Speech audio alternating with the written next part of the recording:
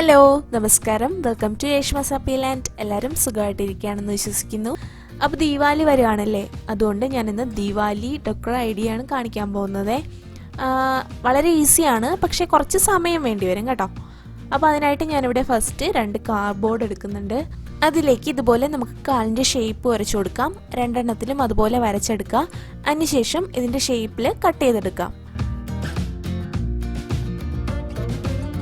ആ ഒരു ഷേപ്പിൽ തന്നെ രണ്ടെണ്ണവും കട്ട് ചെയ്തെടുത്തിട്ടുണ്ട്. ഇനി ഇതുപോലുള്ള കാർഡ്ബോർഡ് പീസസ് ആണ് വേണ്ടത്. ഇനി ഓരോ കാർഡ്ബോർഡ് പീസസ് ആയിട്ട് നമുക്കിതിലേക്ക് ഒട്ടിച്ചു കൊടുക്കാം. ഒരു ബേസ് കിട്ടാൻ വേണ്ടിയിട്ടാണ് ഇങ്ങനെ ചെയ്യുന്നത് കേട്ടോ.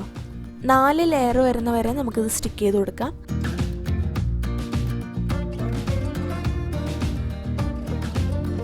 അപ്പോൾ ഇതാ രണ്ടും ഇതുപോലെ ഒട്ടിച്ചെടുത്തിട്ടുണ്ട്.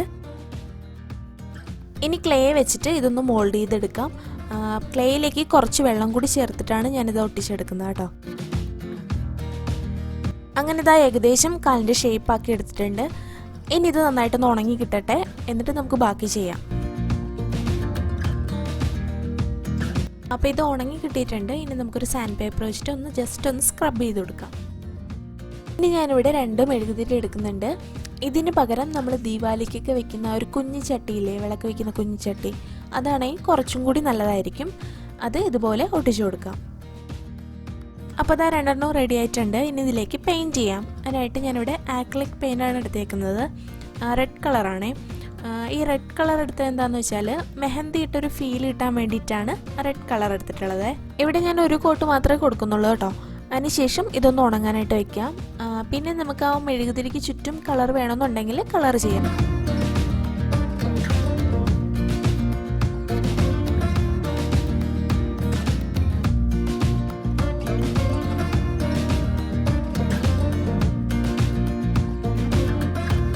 ഇനി നമുക്ക് നെയിൽ പോളിഷ് ഇട്ട് കൊടുക്കാം.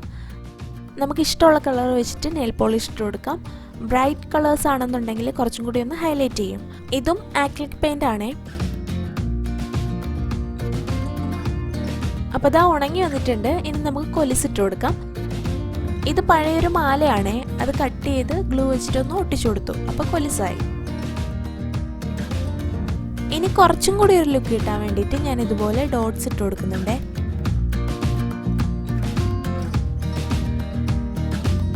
ഇനി വേണ്ടത് മിഞ്ചിയാണ്. നമുക്ക് പഴയ ഏതെങ്കിലുമൊക്കെ സ്റ്റോൺ വർക്കുള്ള മാലയോ കമ്മലോ ഒക്കെ കാണാറില്ലേ, അതിൽ നിന്ന് ആ ഒരു സ്റ്റോൺ എടുത്തിട്ട് നമുക്ക് മിഞ്ചിയായിട്ട് വെച്ച് കൊടുക്കാം. അങ്ങനെ നമ്മുടെ ദീപാവലി ഡെക്കർ റെഡി ആയിട്ടുണ്ട്.